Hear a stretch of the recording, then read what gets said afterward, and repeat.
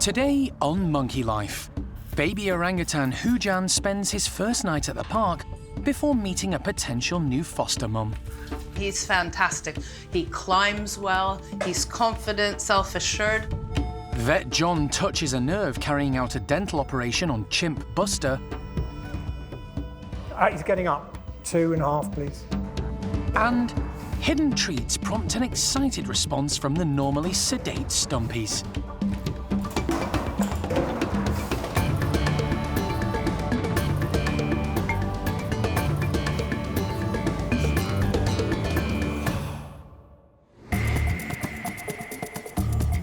Monkey World in Dorset, buried deep in the English countryside, is the largest sanctuary of its kind on the planet. The team, led by Dr. Alison Cronin, rescue and rehabilitate abused and unwanted primates from all over the world. Right, ready to go. 3 monkeys in the box, not too bad. The park provides a home for more than 260 monkeys and apes from 24 different species.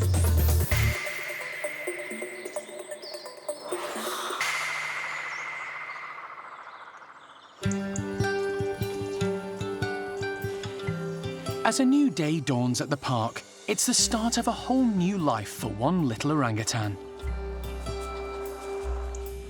Hujan, a 21-month-old male, arrived late last night after a long journey from Krefeld Zoo in Germany.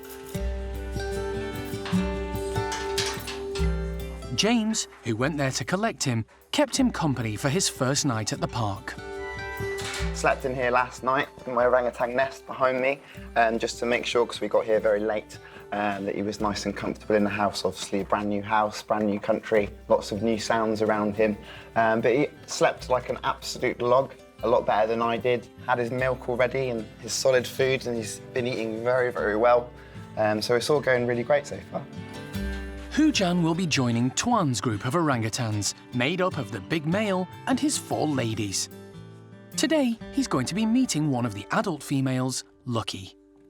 We've chosen Lucky because she can be a little bit of a handbag swinger. She's a little bit feisty with the other ladies.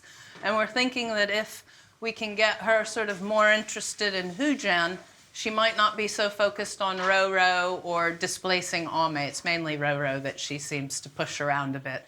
So Lucky today, perhaps tomorrow Ame. And we'll sort of swap them around to find the balance between the 2 men in the house, little Hujan and big Tuan. You were saying he had a little bit of a runny nose. Yes. Hello. But first, vet nurse Stacey wants to give Hujan a quick checkup. He's had a slight cold in recent days and needs the all clear before meeting any of the others. You're all good all over. His coat is beautiful. All 3 adult females in this group, Lucky, Ame and Roro, have proved good foster mothers in the past. The care team are confident they'll accept Hujan as one of their own and look after him. But they don't want to overwhelm the new youngster. So his meeting with Lucky will be mesh contact only to start with. Hey, missus. Are you a good girl? Ava, Hujan's German keeper, accompanied the young orangutan to help him settle in. But it seems he's feeling pretty at home already, and the prospect of meeting a large adult next door doesn't faze him. At first, Lucky's more interested in the food the keepers have put out to distract her. But she does throw a few glances towards Hujan. Hujan is extremely confident in adult company, and Alison and the team sense this introduction is going to be stress-free. They make the decision to let the pair meet face-to-face in the same room.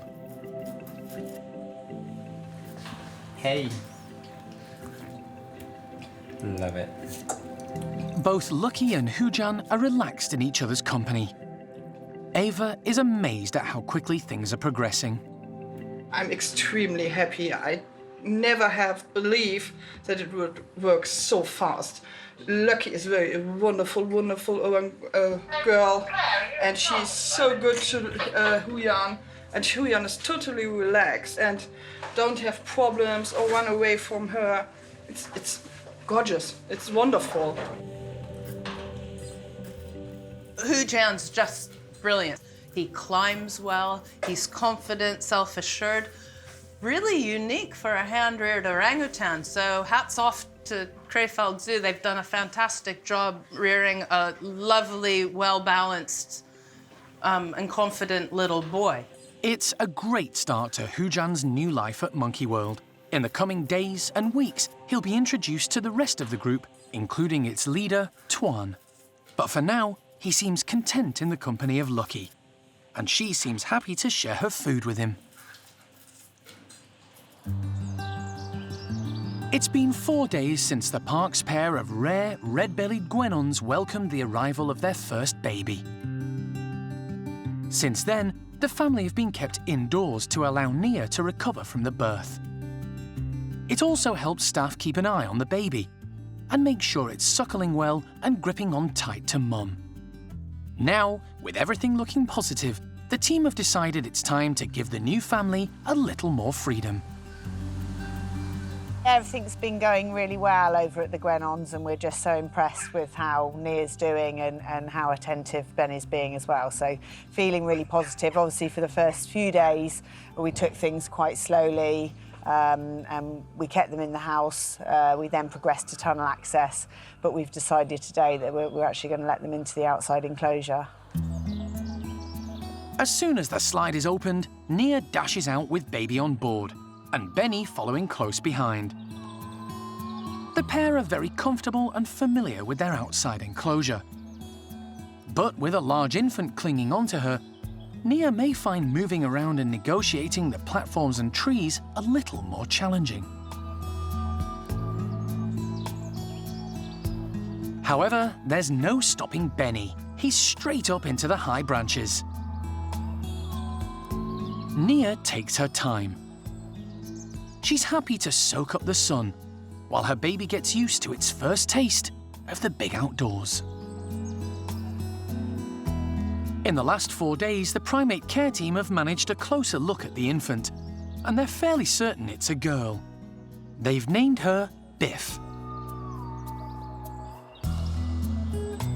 Nia, with Biff gripping on, decides the time is right to head up into the trees. The team look on anxiously. But they don't need to worry. Biff's clinging on tight.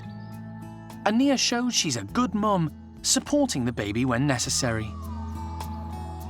Baby's grip is very strong, and she, I don't think, would be moving like that if she wasn't confident of that. And we had seen a lot of that inside, so you always feel a little bit nervous, but I think, you know, she knows what she's doing now, and she's not going to take any risks, and she's moving around kind of as she was before baby on board, so that's really good to see. Nia is happy and relaxed with Benny close by. The pair share a strong bond, and the new baby seems set to strengthen it further. Benny's staying close, and they've even sort of had a bit of a relaxing moment, family moment on the platform. So yeah, it's all looking really good at the moment. We'll obviously want to see that she's coming and going to the house, so we'll stay around and monitor that. And we'll probably get them in slightly earlier than usual this evening. But yeah, so far so good, and she looks great out there.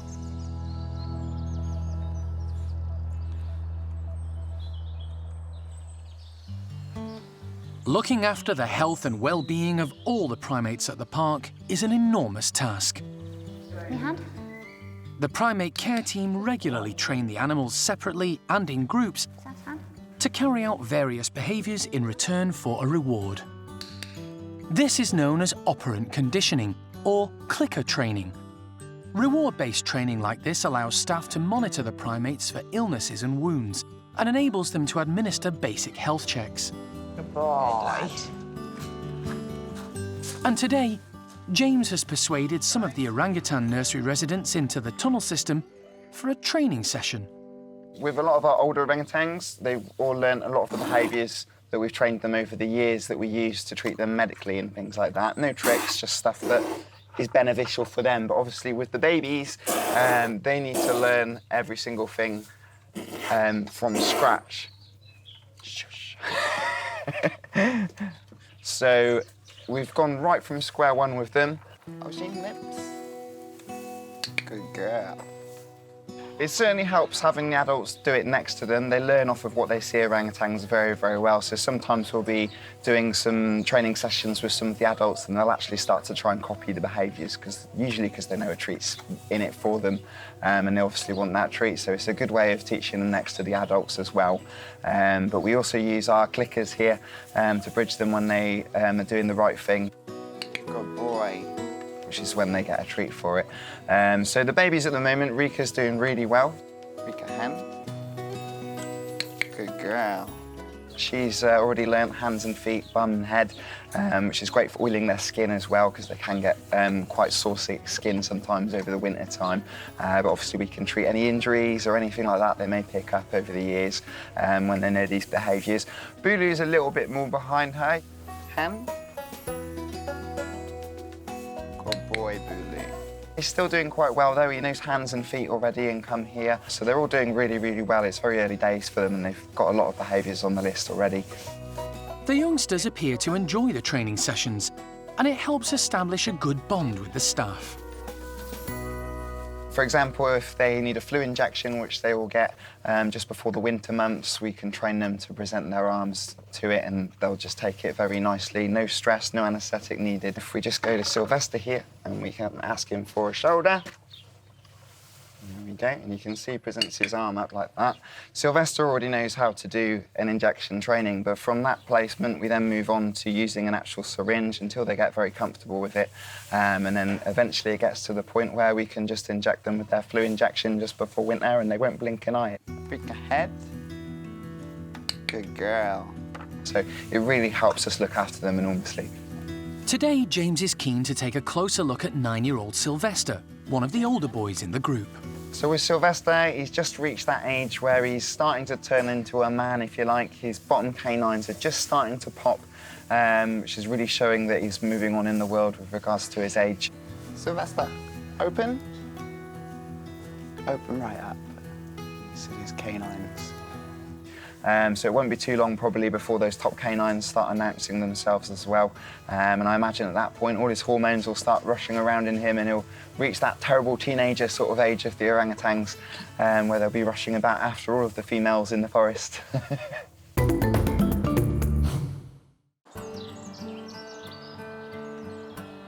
Keeping teeth healthy is an important part of the primate's care. One chimp with a history of dental problems is Buster, one of the original group of chimpanzees who arrived at Monkey World in 1987. Unfortunately, he's now developed an abscess on his cheek, and it's pretty clear it's linked to his dental issues. One of his canine teeth has actually lost its root filling and split, become infected, and then sort of, made a mess. You start to see really big swelling on his face. So we've got John in to actually tidy up and clean up what's a destroyed, old, root-filled tooth now. Buster is thought to be about 38 years old, but he's still as playful as ever and really popular with the entire group. Especially Paddy's son, Bart. They have a great relationship. But if he's going to stay healthy, the infected tooth is going to have to come out. Wildlife vet John Lewis has come to the park to perform the operation. But it may not be as easy as he'd like. They're very deep-rooted teeth, they're big teeth. I don't know how much is left in or how split the tooth is. It'll probably come out in fragments, so fiddly. The team inject Buster with an anaesthetic and bring him to the park's hospital, where John can examine him. So if we can have him, I want him on his back. And make sure he's stable before having a good look at the abscess and the broken canine. The tooth root is dead, and the nerve to the tooth is long gone. Chimps have very large teeth and strong jaws. This could take some time. He's getting up. 2.5, please. Empty the bag, refill. Although the tooth is dead, John hits a sensitive spot, almost causing Buster to wake up. As a precaution, he decides to put him on a drip. This will keep him hydrated throughout the operation and also allow John to administer a sedative straight into Buster's bloodstream if needed. It's tricky getting the balance right using just gas, and as Buster is an older chimp, John's keen to have a second option. I mean, this bit's wobbling all over the place. I don't know how much of it's attached to the lower root. John loosens the tooth before attempting to extract it. Okay. God, it doesn't smell very good. It's wibbling all over the place now, but... He's hoping to get it out in one piece, although he isn't sure just how far down the split goes. I'm trying to get the whole thing out with all the root in one go, so the 2 halves plus all of the root. I don't know how far the split goes down, but it might go down to the very bottom. It's thoroughly infected from the smell. It's just... I'm tempted to try and lift that now. He decides to give it a go.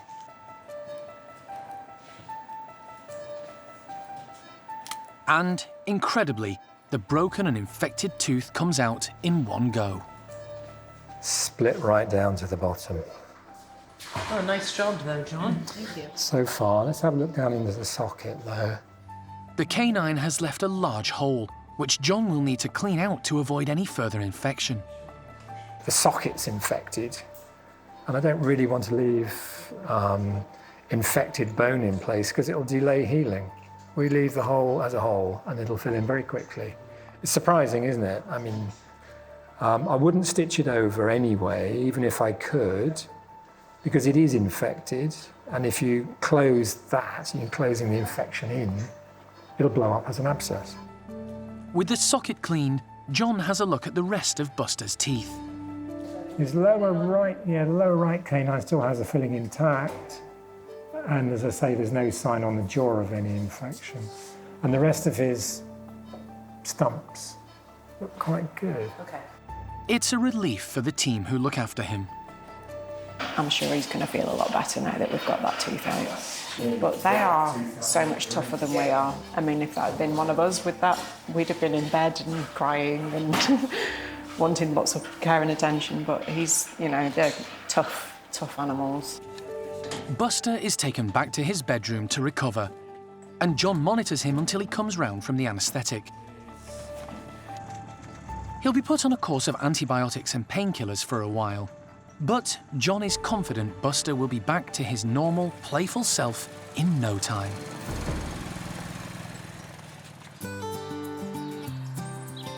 It's a beautiful day, and one group of primates are all outside enjoying the winter sunshine. The Stumpies, or ugly monkeys as they're affectionately known, are making the most of the warm weather. Foraging on the ground for insects and worms, and the tasty ends of tree branches. The Stumpies, they're grumpy, they don't like people, they'll tell you off, they're very, very smelly, but everybody loves the Stumpies. They're such characters. There's just something about you come in the house and they all sort of grunt at you. There's nothing subtle about them. They're not delicate in any way, but it's all part of their charm. And so everybody, sort of visitors love coming and watching them, and staff love working with them. They are all real characters here at the park. However, the number of Stumpies has started to dwindle in recent months. 2 of the biggest characters in the group, Jonathan and Maureen, sadly have passed away. Now, there are only 8 Stumpies left. Sam, the leader, is 32, and the only survivor of the park's original group of Stumpies who were rescued from a lab 19 years ago. Of the other 7, 4 are also laboratory animals. Kelly, Charlie, Noreen, and Sylvie, while the 3 most recent arrivals came from rescue centres in Europe. Flo came from Germany, and Toto and Freddie from a centre in Belgium. While the group are outside, primate care member Toby is prepping the indoor living area with a new and novel way of distributing their meal. These barrel feeders are designed to make them work for their food. We're just experimenting with different ways for them to sort of have to use their brains and their muscles a little bit, otherwise they can be quite lazy. They do have their cheek pouches which they store the food in, so they'll just go around, shovel the food in their cheek pouches, then go and sit, so feeding time sometimes doesn't take very long. And the barrels do need to be stumpy-proof.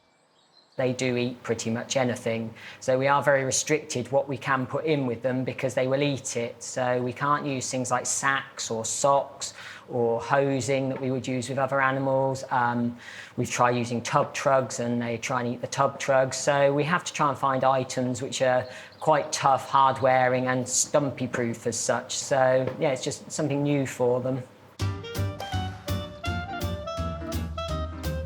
This is perfectly illustrated when the stumpies are let loose.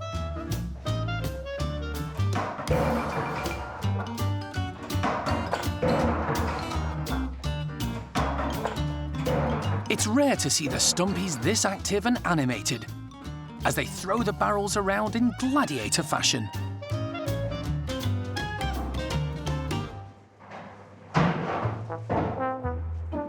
Eventually, the stumpies realise that, instead of brute force, a bit of finesse may be required. Kelly cottons on to the fact that she can put her hand inside to grab some grapes. Sylvie shows great agility, balancing on one of the drums while searching for food. But she hasn't got the technique mastered just yet. Noreen takes the easy option, foraging for grapes that have fallen out of the feeders. Low-ranking Charlie is working extra hard on her legs. No mean feat considering she arrived at Monkey World with poor mobility in her hips as a result of her time in the laboratory. Unfortunately, Charlie has suffered from issues with her hips from a very, very young age. And when she arrived here, the sort of X-rays showed that her hips were actually sort of dislocated, and she had a lot of sort of problems in that area. We've managed Charlie with various supplements and medications, and although she has got these issues, she's actually one of the most active and agile of the stumpies we have here. Overall, it's been a good exercise for the stumpies. They've had to work hard for their food, using their brains as well as their strength. And anything that gets these guys on the move is definitely a success.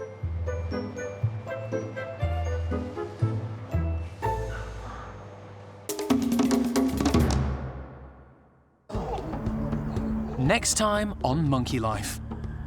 Alison's in Thailand to rescue a chimp that captured her heart 15 years ago. It's fantastic to see her, and I think that belly hasn't gotten smaller. And with new climbing equipment in the enclosure, baby woolly monkey Cosmo makes a leap of faith.